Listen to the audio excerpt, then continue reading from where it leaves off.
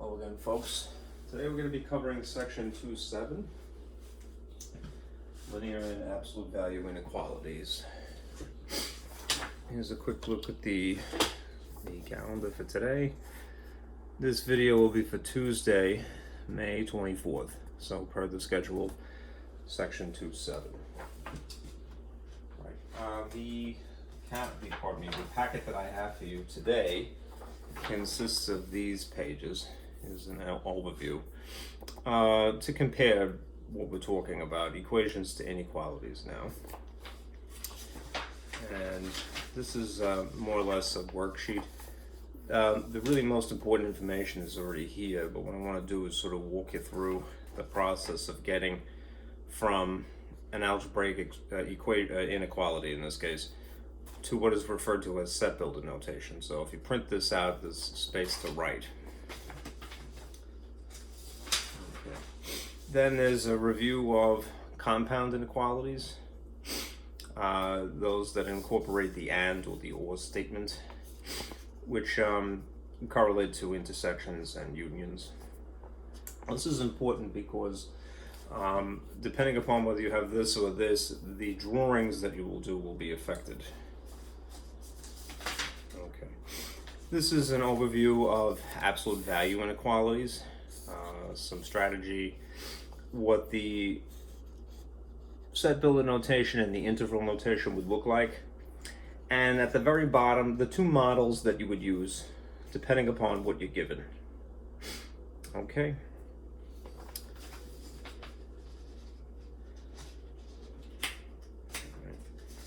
And that's it. I did incorporate a graph paper, but I'm not going to end up using that. Okay, so if you're following along, please do print that.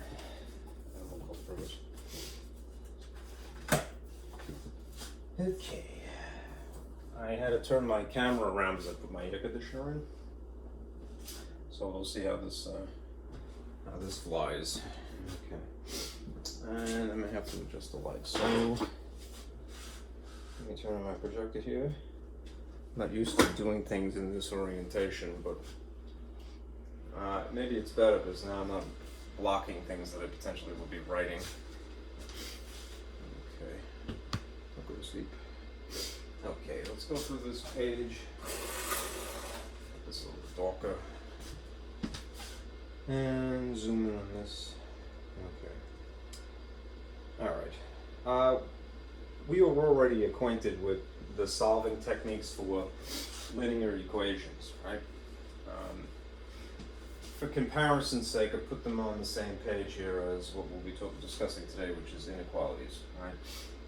Generally, right, when you have equations, you have discrete solutions, right? They're finite amounts. If it's linear, it's just typically one thing. You know, if it was, say, quadratic, you can expect two solutions potentially, all right? But they're discrete things. All right, it's either this or that, you know, concretely. All right. When we get into inequalities, the distinction right away is that it's not just going to be one answer, for lack of a better phrase.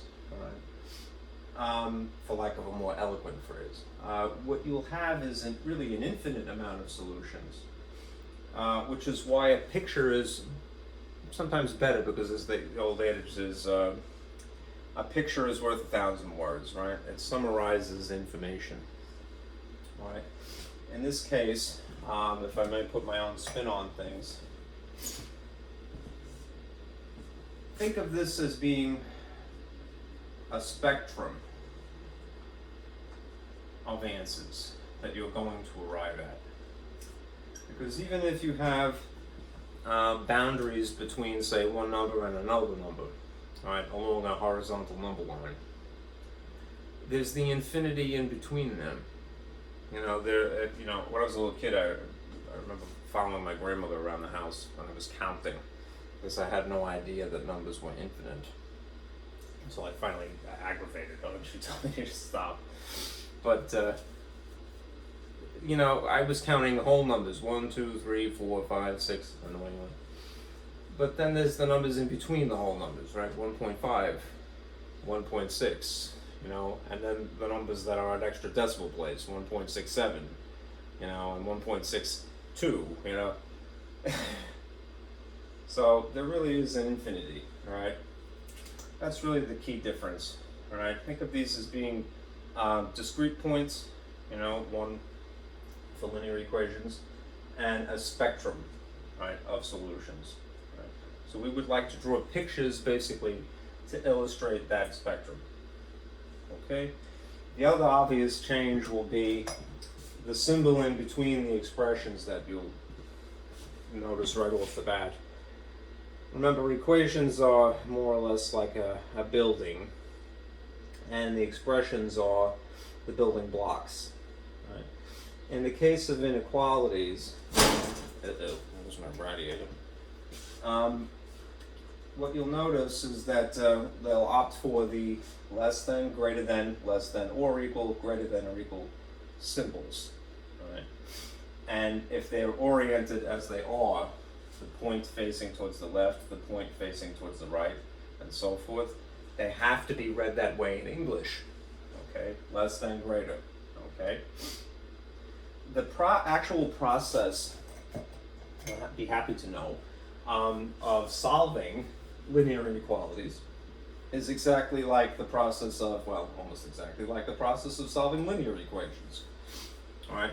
Essentially, you want to isolate the variable, right? And you do so by performing, well, you perform always arithmetic first, and then when that's accomplished, then you move on to the process of algebra, which is performing opposite operations for the sake basically of moving things over equals, whether it is a constant or a coefficient, right? Or the whole term including the letter x, right? Or whatever the variable is. Anyhow, that process is still, it's fundamental, all right? It's not going to go away. It will be revisited regardless, all right? The other thing is, remember, you can get away with anything in math, as long, almost anything, right? By being consistent. So, for the sake of legality, balancing, whatever you've done to one side of your equals, you must do the exact same thing to the opposite side, right? That's the same idea here, right? The one extra little caveat, right, is what I've typed here. Right? We have to make a correction when we're dealing with inequalities. You're going to flip the inequality symbol around, right, if you are multiplying or dividing by a negative coefficient. Right? If you're just doing addition or subtraction, you don't have to worry. Right? But if you're moving the coefficient of a variable, and you will do so primarily by multiplication or division, you have to make that one little correction. Right? If you don't make the correction, what will happen is you will get a bogus answer. Okay? So do remember that. All right? That's the one additional step. All right? Making sure that you flip the inequality. So if it was originally oriented like this, point facing towards the right, all you will do is flip it around so that it is the opposite. Like so. Okay? In this event. Right. Let's do an example. It's too dark in here. I think I might lighten up the subject.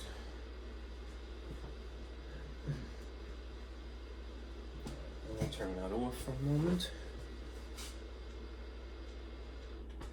And some nice light.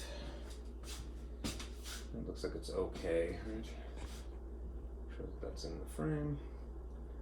There's my great grandmother on the wall there. I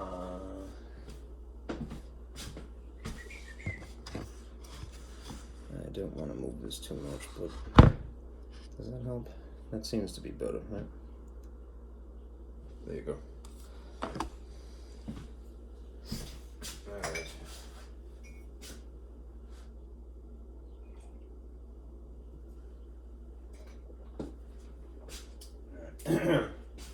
Let's start with this.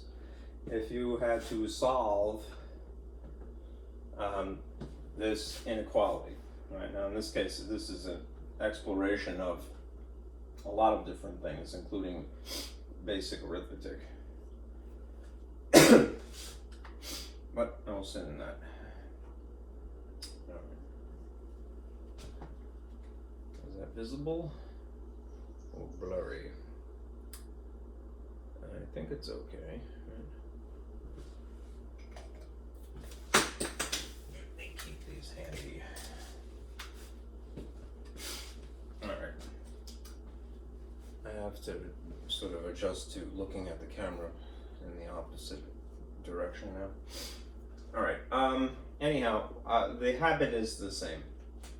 The method is the same. All right. Just beware that instead of an equals here, we have, according to this orientation of it, greater than. All right. This is greater than that. All right. I would put a little line here to separate left from right, and then maybe build up a table. All right.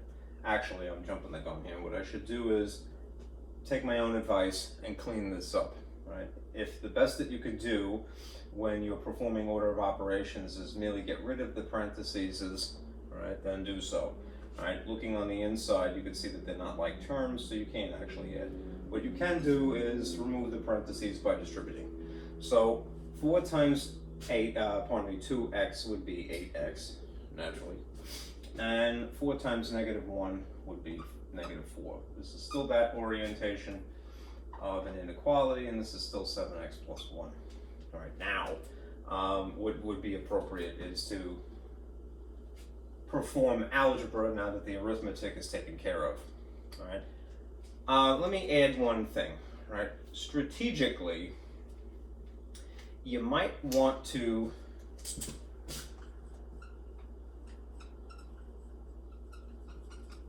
arrange this sort of outcome.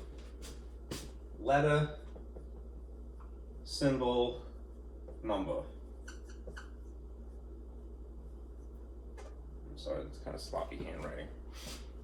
So what I'm getting at is that you have the letter on the left side of the symbol and the number on the right side of the symbol. If you do it the other way, it isn't wrong, but for the sake of graphing, this is to your advantage to have things arranged this way.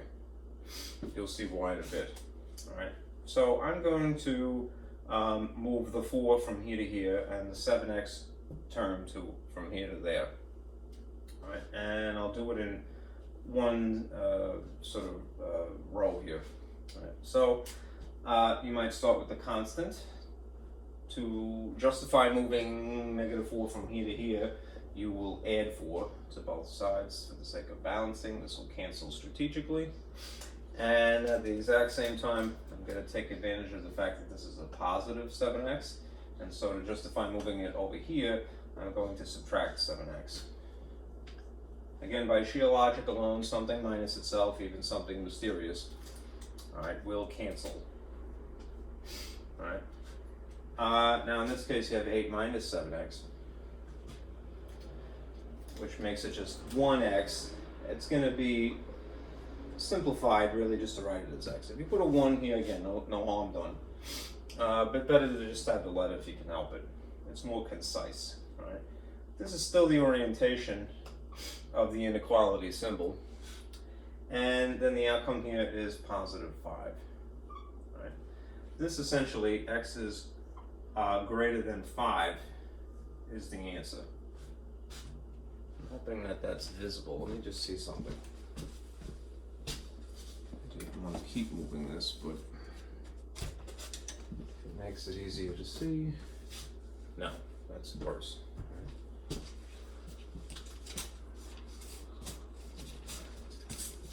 Put that back.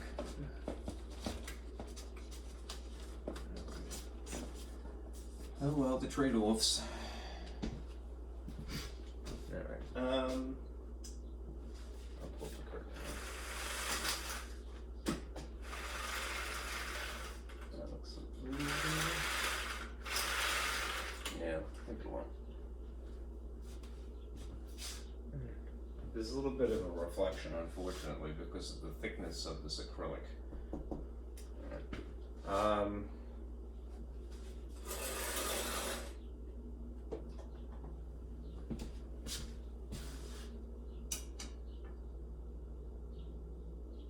Is that better? Maybe.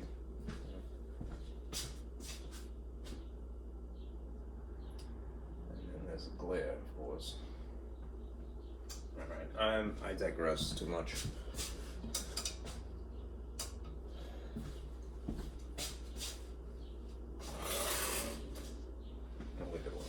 Okay, so an interesting thing about this, right? When we had problems that were equations and we got to this point and it would essentially be x is equal to 5, right? X is definitively 5 and nothing else, right? It's saying essentially x is, right, 5, right? Very firmly, right? Think about what the inequality is saying though, at least in English, right? X is not 5, ironically, right? X is essentially bigger than 5. I really shouldn't say that, but I think it's a little bit more intuitive if I do, right? Right? X is greater would be a better way of saying it. So the question then becomes, well, what's bigger than 5? Right? All of infinity is bigger than 5 after 5. So that's why these are so cumbersome sometimes, because you have to therefore draw a picture to abbreviate that. Right? And that is the point of the next slide. Right? So let me put my camera back on here. There's lots of different ways to illustrate that. If you take a look at this sheet, let me fill it in with you.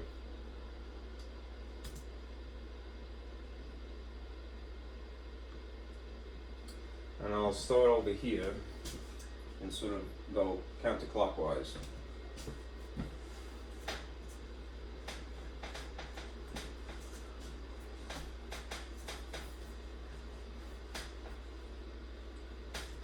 I think I kind of like standing on the other side.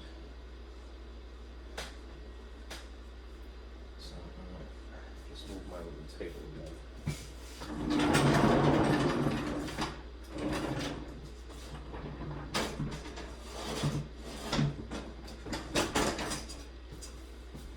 Out of the way. That's the edge of my little table. Okay. Yeah, I'm sort of happy sort of standing this way. I hope you'll forgive me. Anyhow.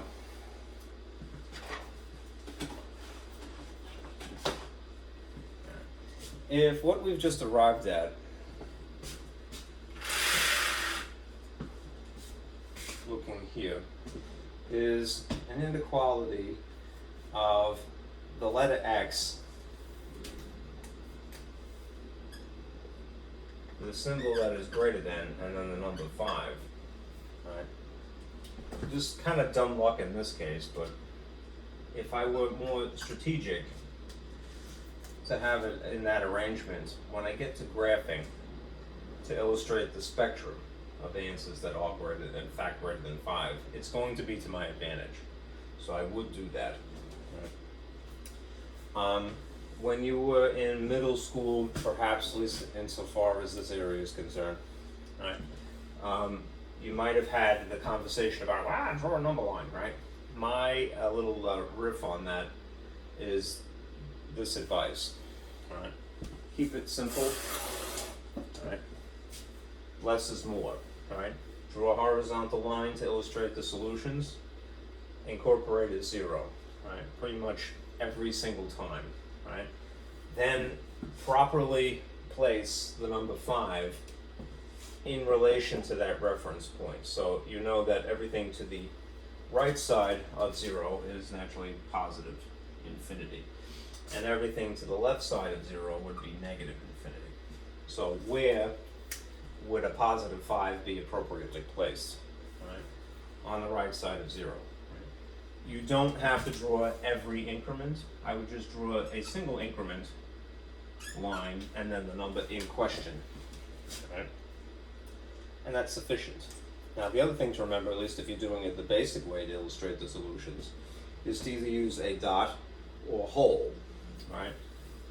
If we had an equals, we would use a dot, because we would again discretely say the answer is 5, right? Concretely, surely, affirmatively, right?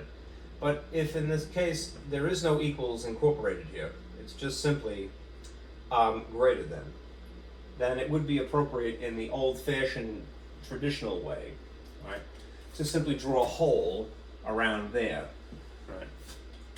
Again, less is more. You didn't need to put 4, 3, 2, 1, whatever, right? Just needed 0 as a point of reference and then appropriately place the number. Here's the second half of it. Since 5 itself has now become a reference point, right, for the solutions, basically where to look, right, then what we need to do is draw an arrow either towards the right or towards the left, depending upon what we have here. If in English one would read this as x is something greater than 5, in what direction are things greater than 5 on a number line? It would be towards the right, right? The reason, again, strategically why I would encourage you to arrange things this way, even if it doesn't end up that way, make it this way. That the letter is on the left side of the symbol, it kind of indicates, like a little cheat, right, where you draw the arrow, right? So, where are the things greater than 5? They're that way, right? Now, there's some argument here, all right? In school, they probably would have said, well, shade the line like this. And that's not wrong, right? But it can get messy.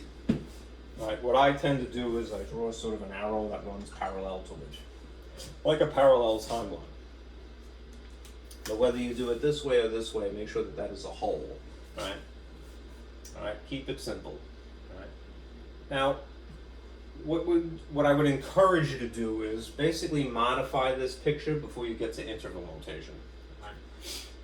When it comes to interval notation, basically all that has happened is that we opt for different symbols that mean the same thing. So, in the interval system, right, you could either have a bracket that is oriented in this direction or a bracket that is oriented in this direction, right? They are representative of inclusion in the same way that a dot would be, right? Holes, right, are represented by parentheses. So either oriented like this or like that. You can kind of make sense of it sort of this way. If a hole looks like that, imagine the hole just split apart, right? Those are the two sides of the hole, right? Semicircles, right? If I were to take this picture, right, and instead draw it here, with all of the same features, except instead of using dots and holes, I use brackets or parentheses, this is what it would look like. Right. I would also include this positive infinity, because that's the direction where the solutions exist. Right.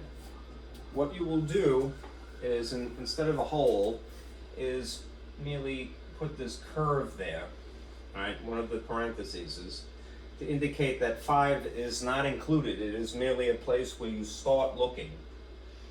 And the solutions would stretch into that direction of infinity. Right? If you really want to get it done quickly, what I would say is simply this. Draw the original picture and then figure out which direction the arrow is headed, and then just draw parentheses like this and like this. Okay? That ultimately will be the interval notation. Right. Interval notation is essentially taking this same picture, but dumbing it down, slimming it down, boiling it down further, so that it has just the essential information, right? The boundaries that are important to this particular inequality. Right? This is simplifying drawings, right, to include boundaries.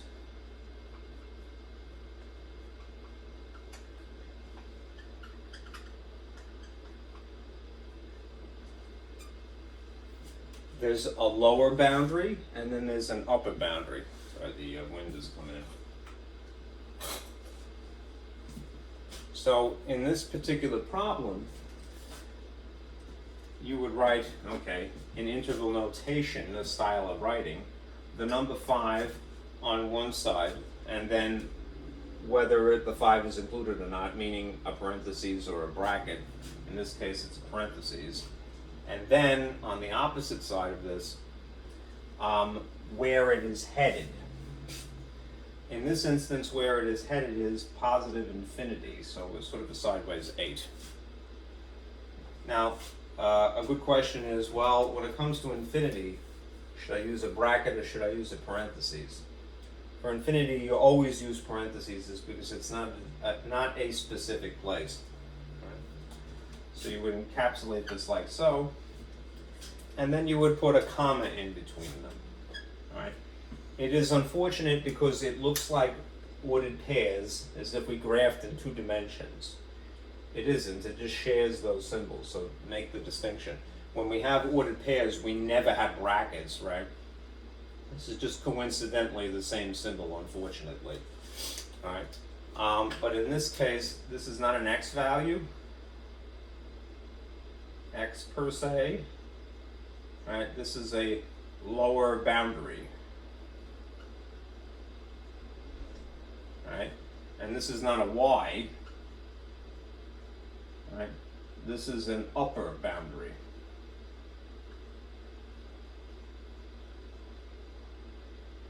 Okay, sorry for the scribble. That's all that these are meant to illustrate. This is not an x and a y. They're both x's technically, because that's the variable in this case. But it's not an x coordinate and a y coordinate. It's a lower boundary and an upper boundary. It's just to give you an idea of what the picture would actually look like without drawing the line. It's a simplified drawing. Right? Interval notation. Right? Just to remind you, right? Infinity, always parentheses, because it's not a specific place.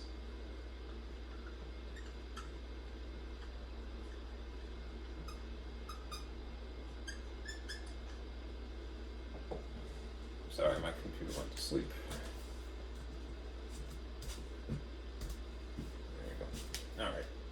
One more step. Right? The ultimate chef's kiss of fancy notation, styles of writing, is known as set builder notation. If you were going to take this basic information of x is greater than 5 and then mount it to a plaque, all right, for the math gods to go, look, behold, you know, basically you would use set builder notation, which is why I use these fancy braces around the word set, because that's what it looks like. Right? This is how it will look, and then I'll read it to you. You will have the fancy braces. Maybe I'll put it down here so it's a little bit more visible.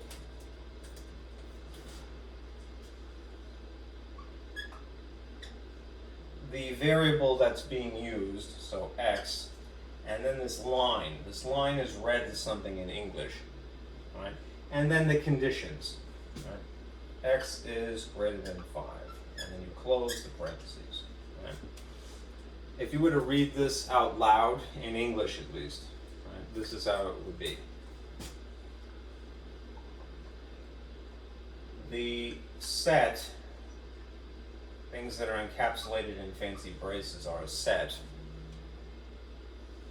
of whatever the letter is, x's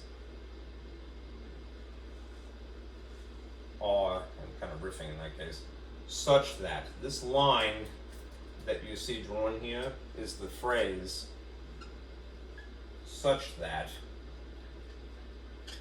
right? And then you read what would be, here are the conditions to describe it. All right? X is greater than 5. All right, just to reiterate, this is a set of what? The set of x's that are such that x is greater than 5. That summarizes a lot, all right? Even if it isn't immediately satisfying. Anyhow, this is very fancy. Set builder notation is the ultimate and fancy presentation of solutions. Okay? Interval notation is not quite as fancy. Right? It's more practical because it's showing you the boundaries. Right? But what is it? It's a dumbed down version of the picture. Right? I like the pictures personally because, again, it shows you the entire spectrum of something without having to increment and label the entire spectrum. And it gives you a direction that's very intuitive. It's either this way or that way. Okay? And you know, it's a lot to assimilate. Just realize that ultimately you have, keep it in the back of your head, many ways to present the solutions. Right? There's the algebraic way, the graphical way, and the notations. Okay? Now, what if you had a combination of inequalities? I have to switch slides here. You might have a compound inequality. Okay, so let me erase the gobbledygook.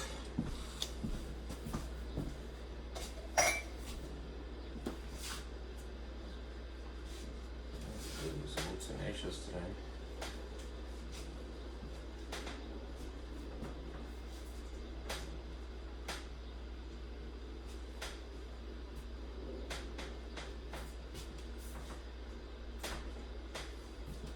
Essentially, when you have a set of compound inequalities,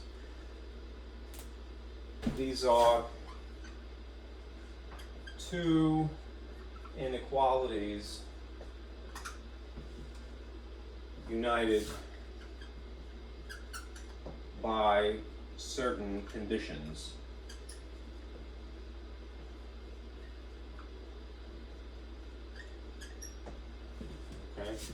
They could be, for now, the AND conditions or the OR conditions. This is a fancy name for each of these. When you see AND, they're conjunctive, and if you see OR, they're disjunctive.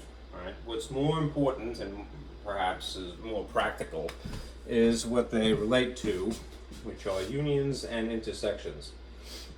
Let me zoom in on this. All right. Now, a person cares whether they have an AND or an OR specifically because it's going to affect the drawings. Right? When you have an AND, you're talking about an intersection. Right? That means that what you care about is overlap only. That's another way of saying what is in common between the two things. I need to get new markers. All right. Overlap only. What is in common, right, between the two things? When you're talking about union, right, this is anything and everything possible. All right, so you're not excluding anything. All right. Again, why does a person care? Right? These situations, these conditions affect the drawings. Okay, so love them for that reason, if nothing else. All right. Now, if instead of having drawings, you see things written symbolically, algebraically, all right, there are two conditions even further still. All right. Well, two things to be aware of.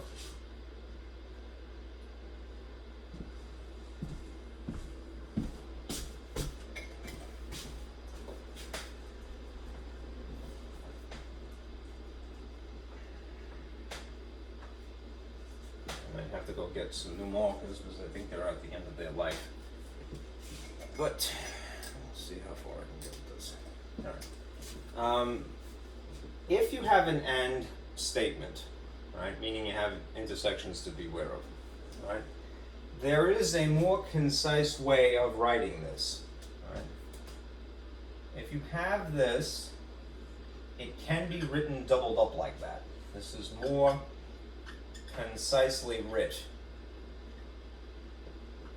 Just be kind of fancy, in this shape, right? I think this is kind of cool because it's the x values that one is discussing is literally between these boundaries. So perhaps it is more intuitive to write something that way, right? But you can only do it when you have an and, all right? When you have intersection. In the case of ors, they cannot be doubled up. There is no alternative, more concise way of writing that. You have to do it that way, okay? If instead of using words in English and or, especially if it's in set builder notation, again, what you'll see is they will opt for the mathematical symbols. So in the case of and, we're talking about intersection, you might see that in set builder notation, if they don't just use this, right? In set builder notation, instead of, in lieu of or, they'll use a U for union, which is, at least that much is intuitive, all right? Now, insofar as the drawings are concerned, what usually happens, at least what you're hoping will happen in the case of intersections, is that these will in fact overlap, right? They would overlap if they were headed in the same direction and one starts a little bit shy of the other, or they would overlap if they were heading in opposite directions, right? In a certain orientation. Right? Anyhow, if they don't overlap, and they're under the strict condition of being and intersection, where overlaps, what is in common is important, then they use this symbol null to signify that there is in fact no solution if there is no overlap. Right? So just beware of that. All right? Null, all right? Meaning no solution, an empty set, all right? An empty set of solutions. Don't put the null symbol in the set because it looks like a zero then, which is a number. In this instance, when you're drawing, typically these things do not overlap. If they happen to, it isn't bad, all right? But in that case, it's a special case. What that means is that all real solutions, which are abbreviated by this sort of Great Gatsby style R, all right, would be possible. All right? That's an overview of these two compound inequalities that you might see. All right? So let's do some examples.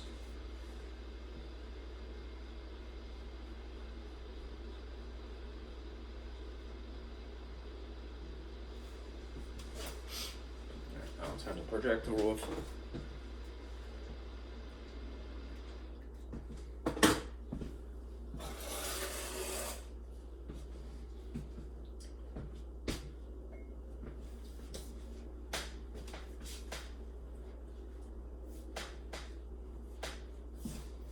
Again, strategically,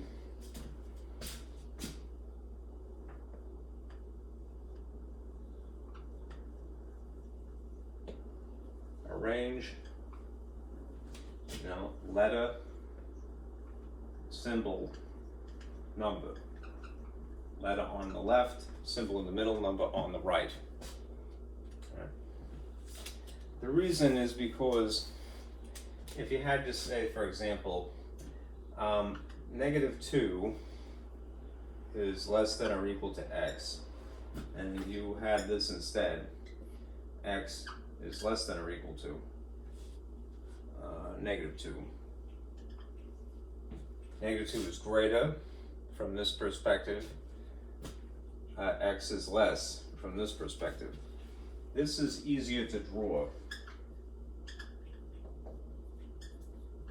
Right, because again, if you had to decide which direction the arrow was headed, the inequality symbol itself tells you, right? Provided you've rigged it this way, right? The fact of the matter is, these both say the same thing.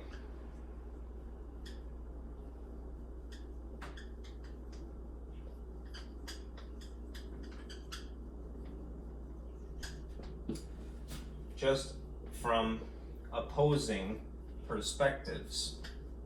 Yeah, I think this blue is done.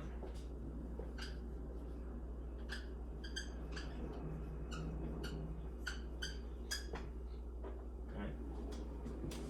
sorry if that's a little bit faint. These things both explain the same thing, the same message. They just do it from opposing perspectives. This is from the perspective of the number to talk about the situation. This is from the perspective of the letter. Why? Because we read, at least in the Western sort of tradition, we read from left to right, right? One thing that is consistently the same, though, and you might be a little turned off, you could assure yourself that you're talking about the same situation here and there by the point, right? The point is facing the letter. The point is still facing the letter, right? Again, they're just opposing perspectives. They're two different ways of talking about the same thing. The bad analogy that I have is if you were explaining to somebody that you live with that you're staying home, right? You could just simply say, I'm staying home. Or you could say, I'm not going out, which implies that you're staying home, right? There's more than one way to say something, is the point, okay? So beware of that. You want to strategically arrange things as letter, symbol, number. Right? Even if they don't end up that way, make them that way. Decide what the orientation of this would be, right, based upon where the point is facing.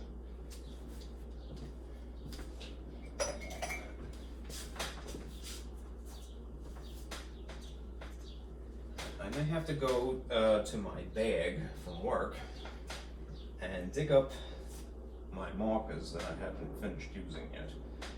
My reserve, if you will. So let me do that. All right, we're going to solve graph and check this expression. All right.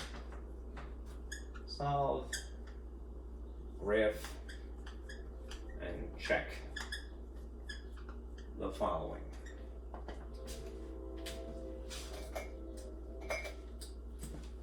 Negative 6x is less than 18. All right, I'll be right back.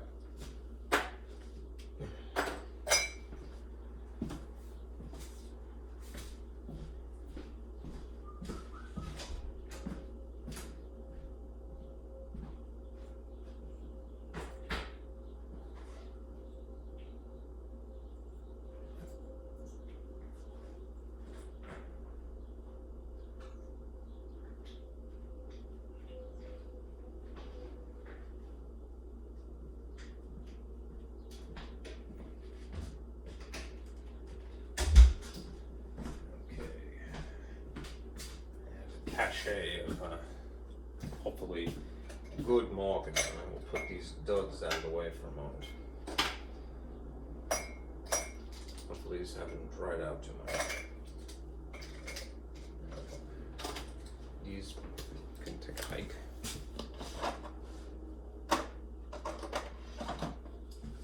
And these maybe nearing the end of their life too. Let me hold them.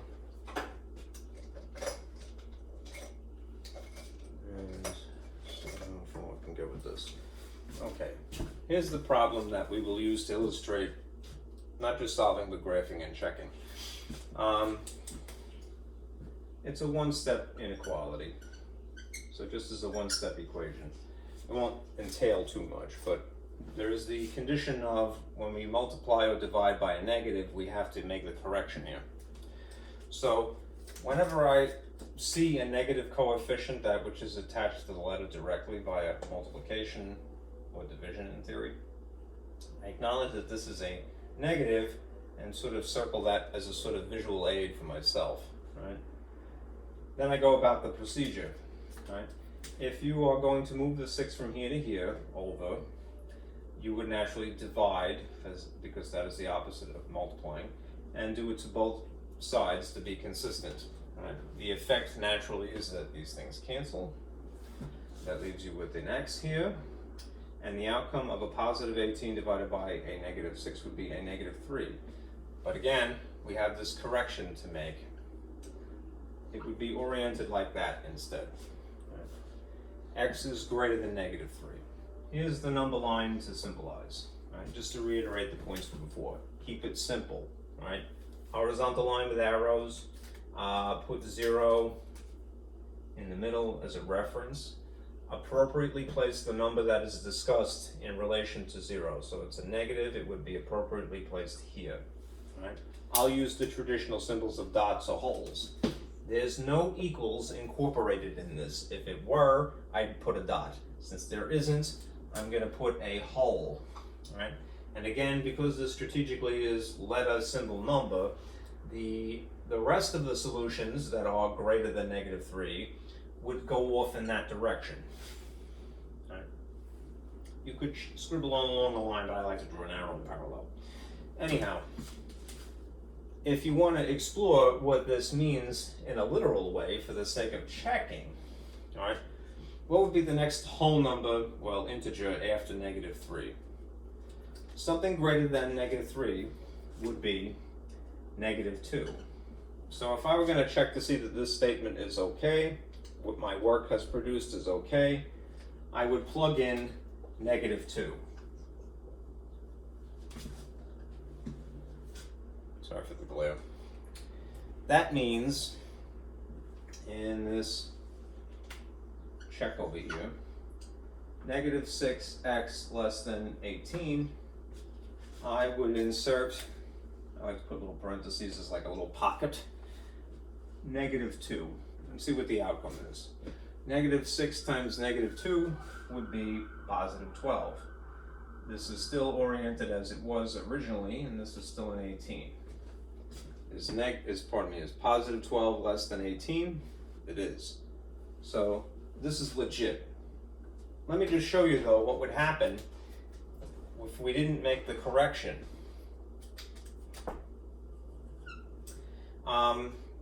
In that event, not corrected for negative coefficient, you would end up with x is less than -3. And that means the drawing would be different. So here's 0, -3 is still sitting here, the digit is correct, right?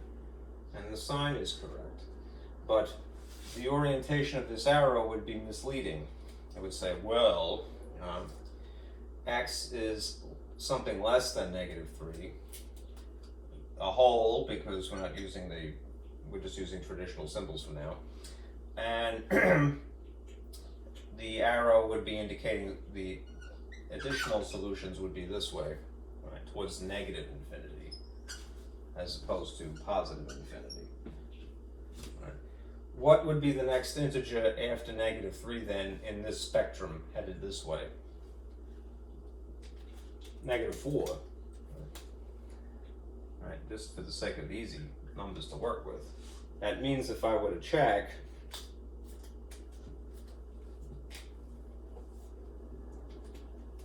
using the original equation, -6 x is less than 18, and I more or less pocket this -4 in here to substitute.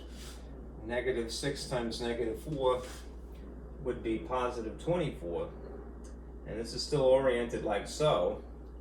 Is that true? Right? Does that make sense? Is 24 less than 18?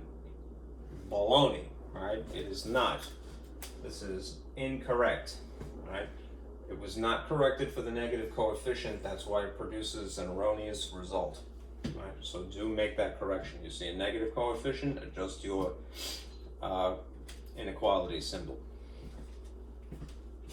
Right? This is, to use a better expression, true in math speak, and this would be false. Okay.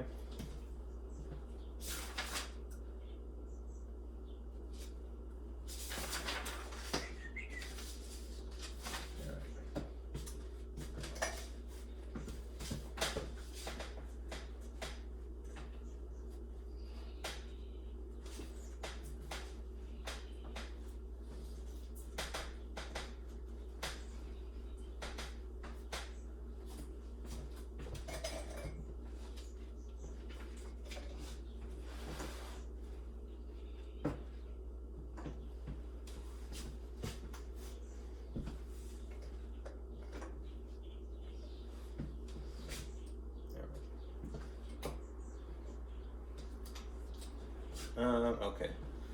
Let's try a slightly more complicated problem. And then we'll do a compound.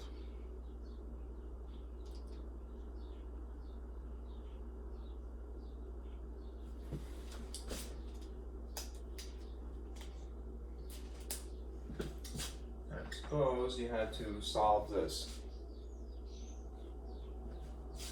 Something with fractions involved. So negative 3/4 x is greater than or equal to negative 5/8 plus 2/3 x. Okay, we'll do essentially the same things. Solve, graph them, and then put in different styles of notation, right? Notice in this instance you have x's on two sides of the inequality symbol, right? And what would be the constant is right here. I'm going to strategically move this thing that has an x over to where the other x's, because again, letter, symbol, number, right? So I'm going to build a table. If this is a positive, I'm going to justify moving the whole chunk, the whole term, that is coefficient and letter simultaneously. It's just a process of adding and subtracting. And then I'm going to strategically plop it over here. All right? Something minus itself, even if it is unknown, by sheer logic alone would cancel. This would be left over, negative 5/8. And then I have like terms, which are going to amplify in this case because they're the same signs. Remember, same signs add. A negative and a negative is a bigger negative. But because we're dealing with fractions, we have to remember that we have to change these. You can use your calculator just to show you. If you feel a little rusty right now, all right, sorry. On your calculator, if you're a little rusty with fractions, right, on the math, right, at least if the software is up to date, if you scroll over to where it says number and then go to the bottom of the list, there's the option of n/d or capital U, which is a mixed number, all right, and then you could convert in some instances if you like to enter fractions intuitively. There's an obvious top and an obvious bottom. Okay, so do that if you don't want to reinvent the wheel right now, but I'm going to show you the minutia here. These are x's, so I'll just put the x's there and there respectively. You would have to remember to upgrade more or less to a common denominator first. The common denominator would ideally be the lowest common denominator of 4 and 3, which is 12. And then you just change the appearance. 3 times 4 would be 12, so be consistent. Whatever you do to the bottom, do to the top. 2 times 4 would be 8. 4 times 3 would be 12, so whatever, again, you do to the bottom, do to the top to be consistent. 3 times 3 is negative 9. Okay, so this is, you're just going to add the tops now. Negative 9 and negative 8 over 12 with an x attached to it. So that is negative 17. All right. The other thing is, you have here a fraction coefficient multiplied by, it's implied because they're pressed together, the variable. If you want to just move this entire coefficient in one chunk from here to the opposite side rather than doing it in 2 steps, remember to multiply, well, when you divide by a fraction, which is the opposite operation of multiplication, is division, you ultimately have to multiply by the reciprocal. Right, so that means that you're just going to take this 17 over 12 and multiply it ultimately by the reciprocal, which is the same sign, it's just flipped fractions. Right? It's not an opposite reciprocal, that would be a positive, it's just a reciprocal. Right? If you've done it here, remember your hands are tied. For the sake of legality, do it here, times negative 12 over 17. And then simplify this. This, by virtue of the fact it's a fraction times it's a reciprocal, will simplify to 1, positive, which means you just get x because you're dealing with a negative,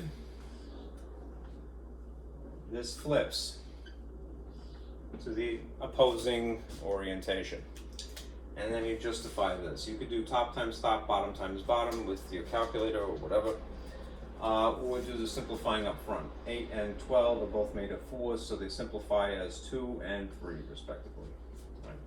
Which means leftover top times leftover top is positive 15. Leftover bottom times leftover bottom is 34. And this would be your algebraic solution to the original problem. If you were going to now graph this, start with the horizontal number line, include 0, keep it simple. This is a positive. So if this is a positive, where do positives go, regardless of being fractions or not? They're ugly granted, this particular one, and they cannot be simplified further, but it is a positive. So it would be over here, right? Positive 15/34. Okay. This incorporates an equal sign in addition to being a less than. So if I were going to opt for the traditional symbols, I would in fact put a dot in this case. There would be a dot here. Right. And again, because I was strategic and I have it as letter, symbol, number, the rest of the spectrum would be headed in the left direction. Because x is something also smaller than this, what is smaller runs that way, right, towards negative infinity.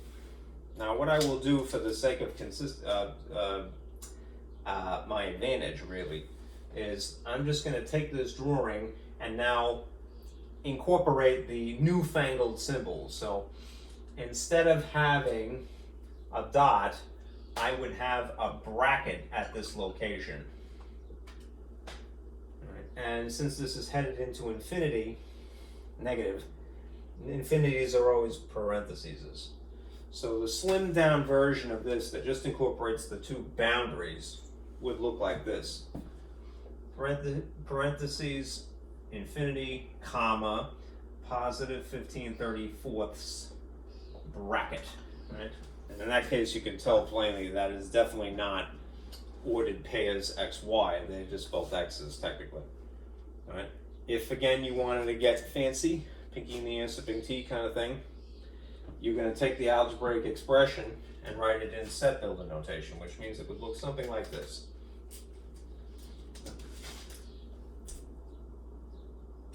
Fancy braces. The letter that is being used here is X. This line for the such that, and then you write the conditions which are abbreviated here. X is less than or equal to 15/34, close parentheses. Right. These are 1, 2, 3, 4, 5, technically, different ways to explain the same thing. The algebra, the drawing, right? The interval notation, the set builder notation. Okay? All right. One more, now we'll do compounds, and then we'll shift over to absolute value.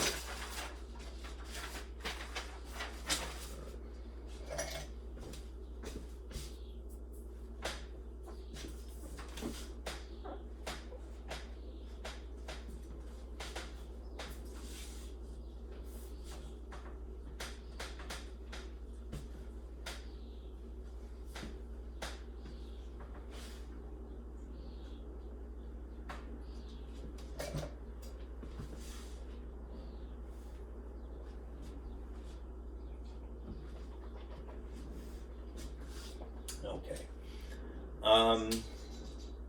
If you had this,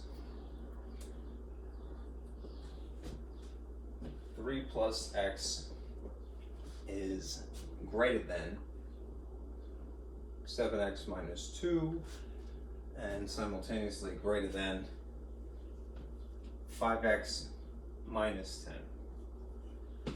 This is a compound inequality.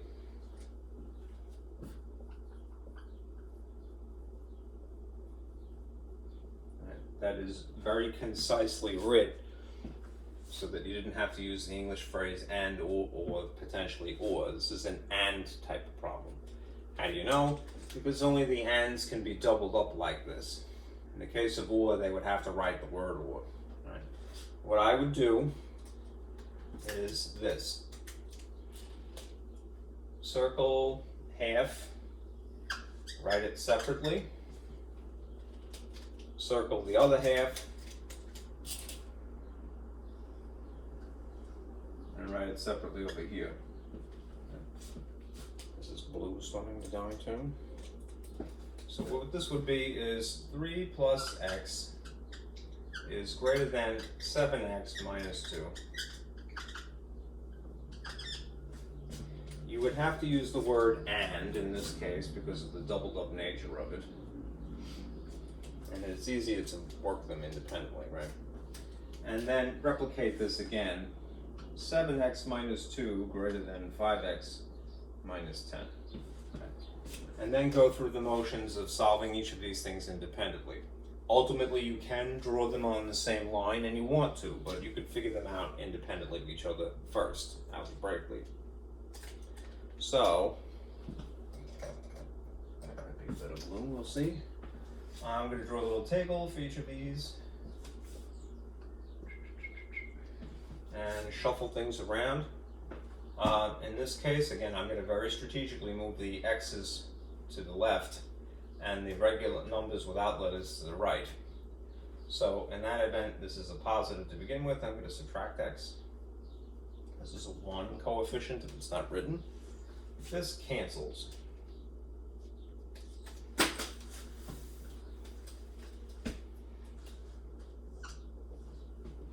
And if this is a positive 3, I would subtract it over here. And this cancels. In the event of one of each sign, you subtract them, they diminish the magnitude.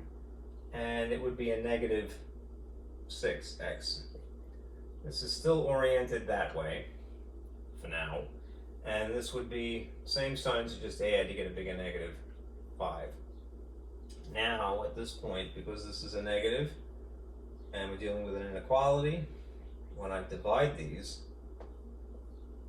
this is going to flip to the opposing orientation, so x is going to be equal to positive 5/6.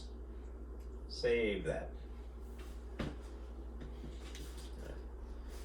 If I do the same thing here, essentially, I'm going to strategically pull this letter here and move this number there. This is a positive to begin with, so I'll subtract.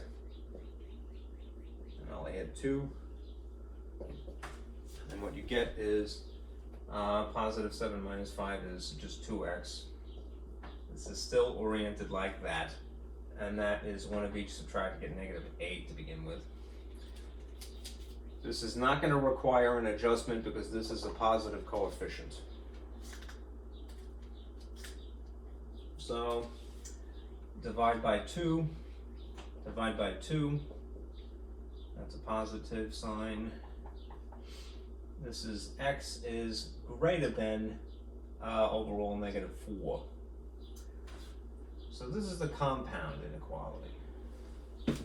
X is less than 5/6 and x is greater than negative 4.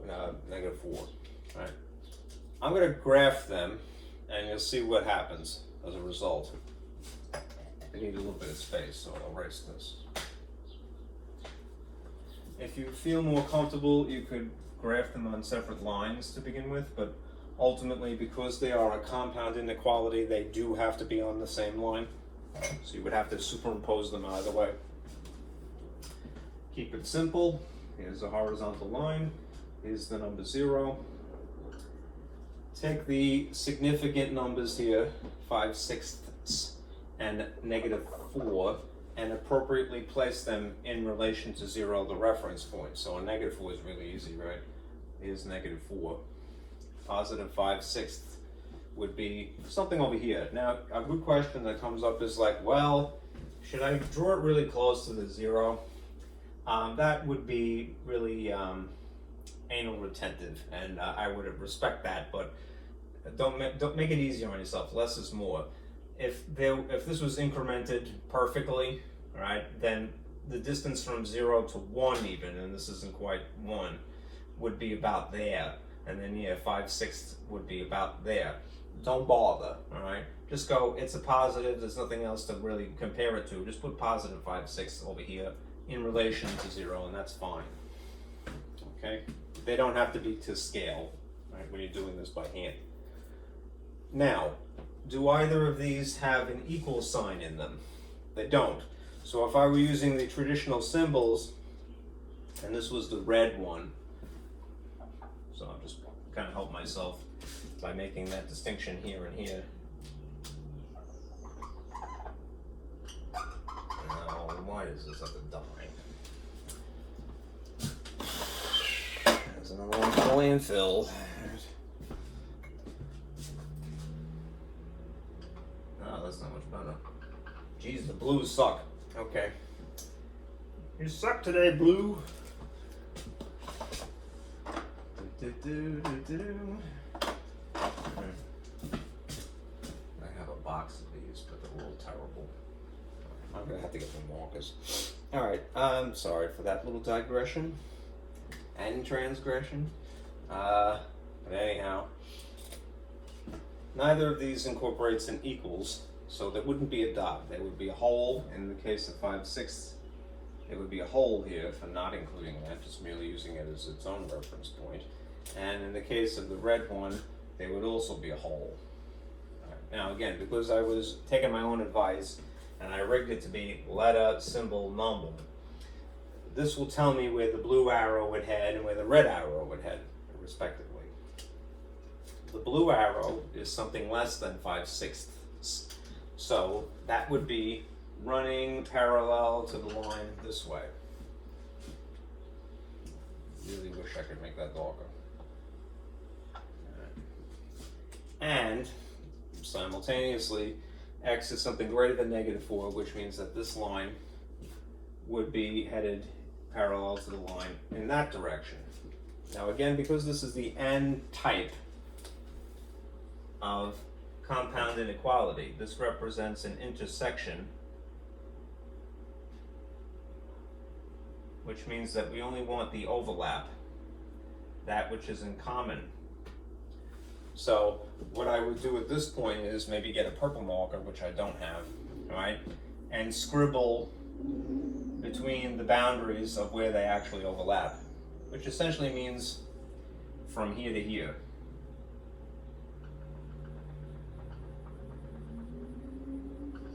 Because there is no equals, these maintain as being a hole and a hole.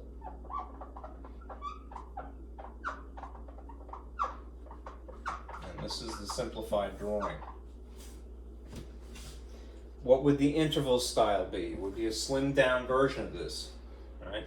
How would it look? Since there's no equals, parentheses, parentheses.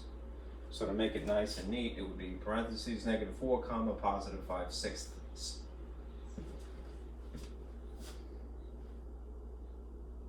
If you did it in interval style, part of that is interval style. If you did it in set builder notation, fancy braces, right?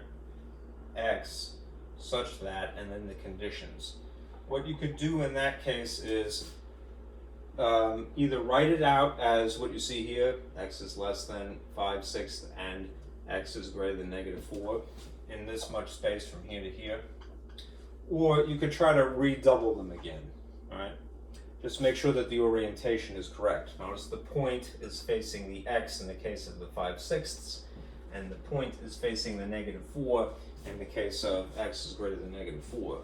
So, without writing the word and, without using the intersection symbol in lieu of the word and, you might write it like this. Let's see.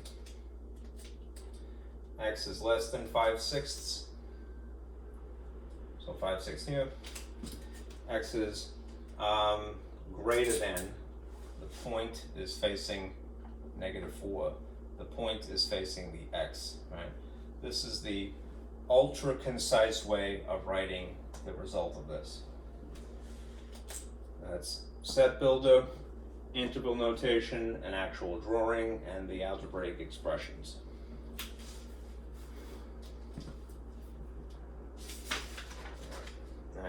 projector back on, we'll get into absolute value.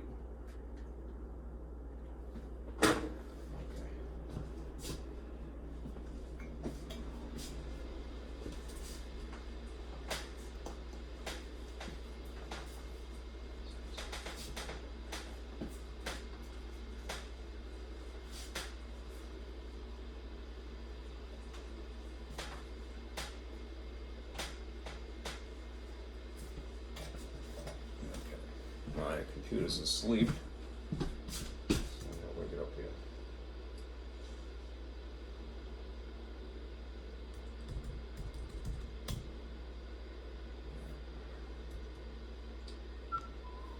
Okay. Here's a summary of absolute value inequalities. And I will close the blinds.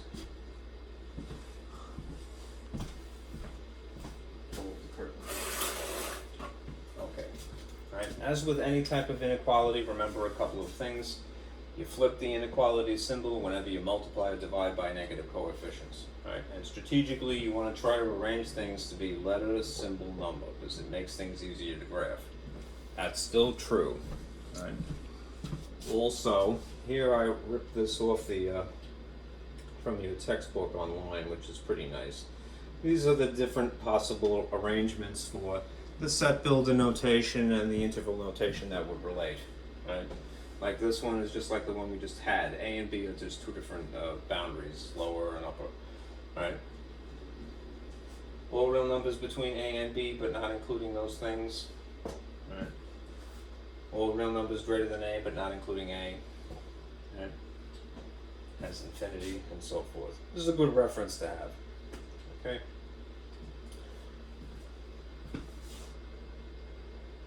Now, what we're really interested in now is these two models, right? If your absolute value inequality starts in this orientation, letter on the left, symbol, and then whatever is interesting on the right, this is an AND type of problem. Right? Remember, from inequalities, you end up having to write two equations anyhow, right? What gets even more particular is that you want to write one of these smaller equations that is without the absolute value lines, almost identical to what you had here, just without those lines. And then clone that, but write it with a negative. Now, of course, because you have a negative, right, you would have to consider the opposite orientation of this absolute value. So basically, you write what you see here just without the lines, and then you write another instance of it, another iteration, if you will, but with those changes. The opposing orientation of the inequality symbol and a negative instead.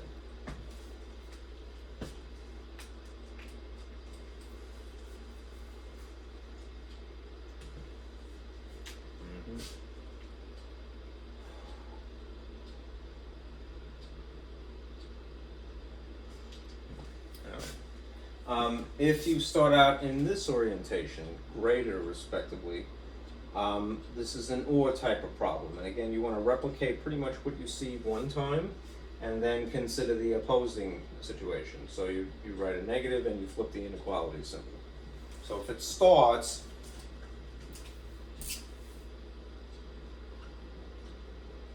like that, make it AND.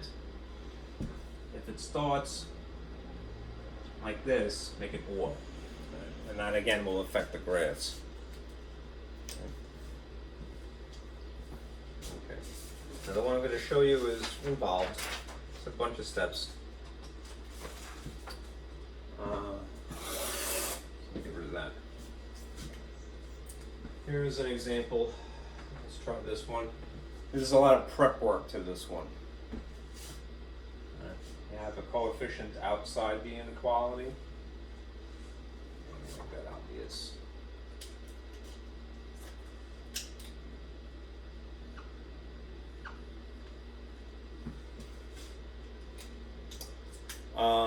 Then you have 4x minus 5 inside. And then you have this plus 3 and it happens to be less than 0.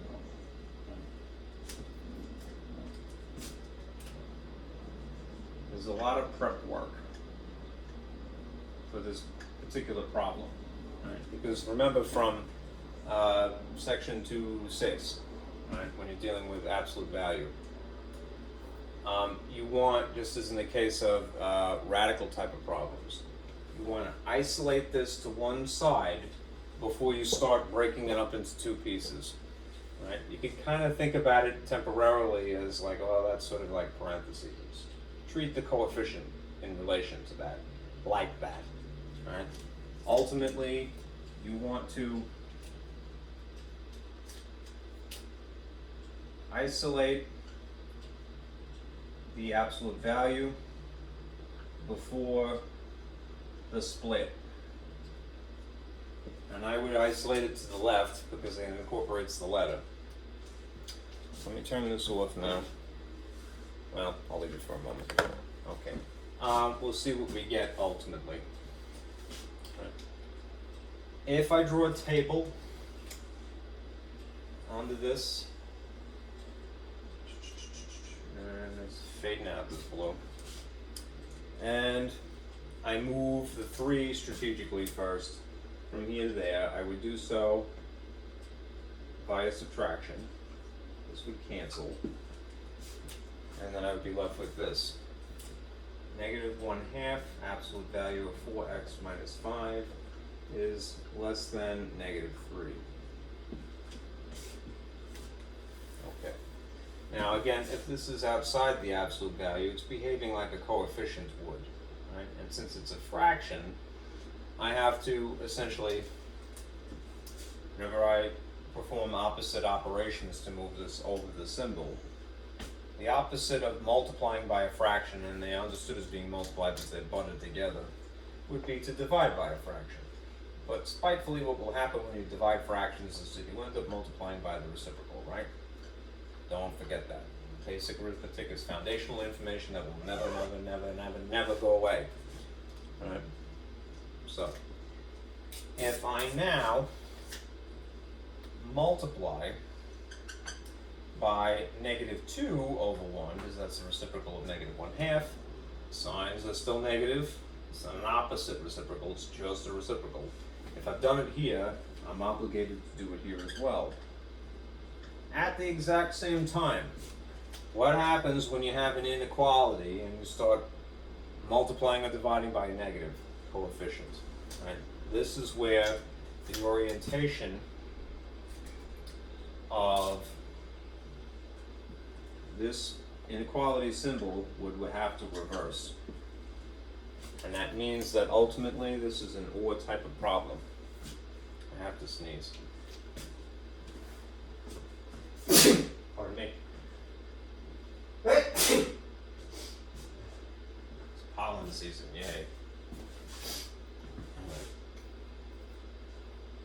Anyhow, multiplying or dividing by a coefficient, and essentially this fraction would be, results in this adjustment, right? Which again means you got an OR type of problem, right? Because that's how it is starting before you split it.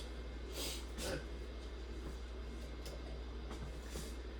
To clean it up a little bit before I turn off the projector, this is where we're at.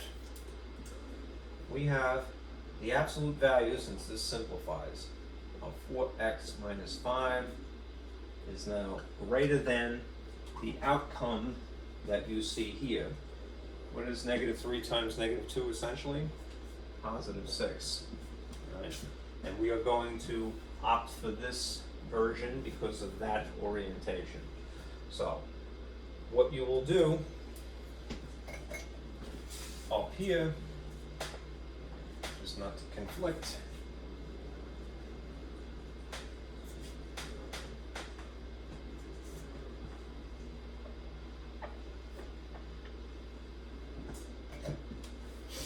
is replicate pretty much exactly what you see here one time, off to the right side perhaps. I'll put it in red. without the absolute value line. So it'd just be 4x minus 5 is greater than positive 6. Incorporate the word or, and then take this and almost exactly the same, but put a negative and now flip the inequality back. It's a lot of flipping. So 4x minus 5 is less than, still positive, well, negative 6.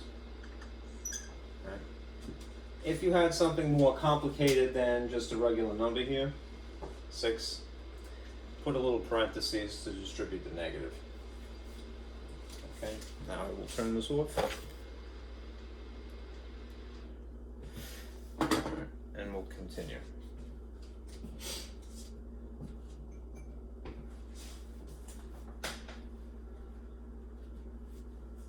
The hard part is just rigging it up. Now you could just employ your algebraic prowess.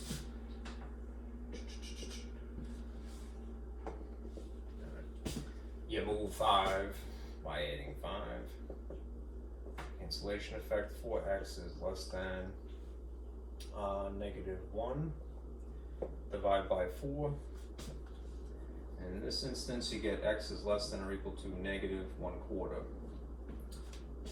The word or must be maintained.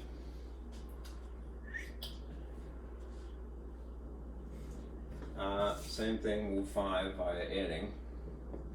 In this case, they amplify, you get positive 11. And you divide by 4, you get an improper fraction. So you get x is greater than positive 11 over 4. Right? As long as this is a simplified improper fraction, it's preferred, believe it or not. If you would like to convert it to either a decimal or a mixed number, that's cool. That may make it a little bit easier to graph. But from this point forward, you would put a 0 here, and then take the interesting pieces, the negative and the positive, and appropriately park them in relation to the 0. So I'll use blue again. A negative 1/4 would be sitting over here naturally. A positive 11/4 would be over here. That would be the equivalent of what? Just curious. 4 goes into 11 twice with 3 left over. Okay. So 4 3/4. So 2 and 3/4, which is 2.75, versus this would be negative 0.25. If you like the decimals instead. All right. Neither of these has an equals, so both of them would be all ultimately. All right. And again, because I strategically put the letter here, in this case, x is less than negative 4, so 1/4, so there'd be an arrow pointing towards negative infinity here. And in this case, x would be greater than 2.75, so there'd be an arrow pointing that way, because the arrow is telling you this and this. All right. Now you notice that they're OR type of problems, and they don't overlap. Sometimes OR types of problems do coincidentally overlap, but that's 9 times out of 10 they don't. And you don't care if they do or they don't. So this is how the graphs would look. All right. If you were going to write them in interval notation,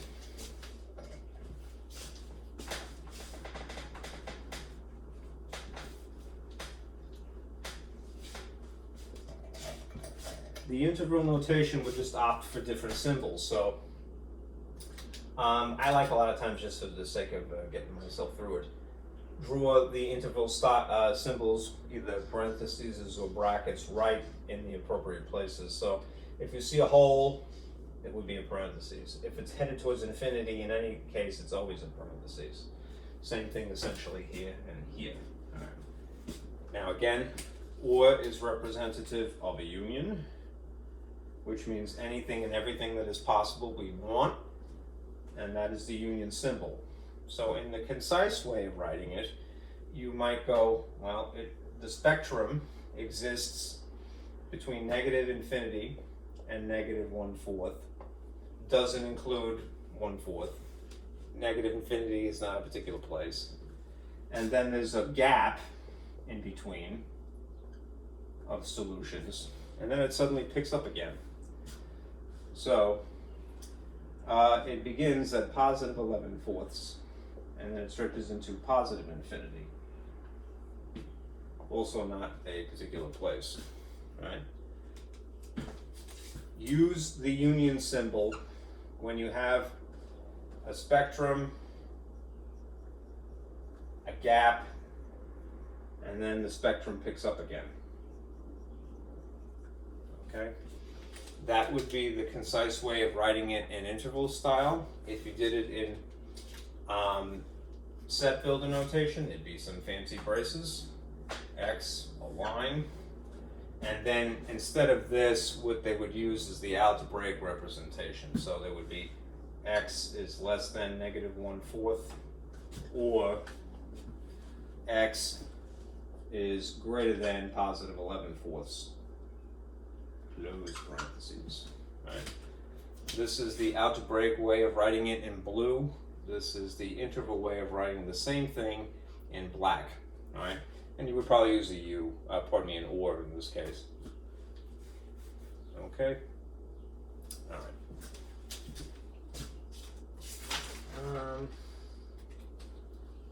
Now we're gonna fit in here. All right, let me leave it at that.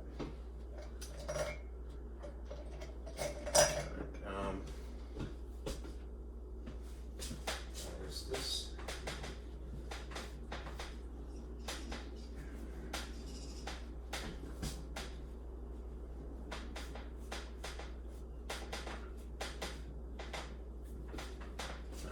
For homework, just continue the way you had been. Alright, at this point we're in our second week here. Alright, so for the summer, alright, just do section 2.7 in Canvas for the sake of mom. Okay, my open math. And if you're basically where we are today, cool. Alright, if you're a little behind, try to catch up because you don't want it to get ahead of you. There's already 2.1, 2.2, 2.5, 2.6, and now 2.7. There's 5 assignments by this point, in addition to the intro, which I would definitely do. Okay? And so thank you guys for sticking with me. I'll see you again tomorrow for, this is for which day? This is for Tuesday. Alright, I'll see you on Wednesday. Alright, be careful out there.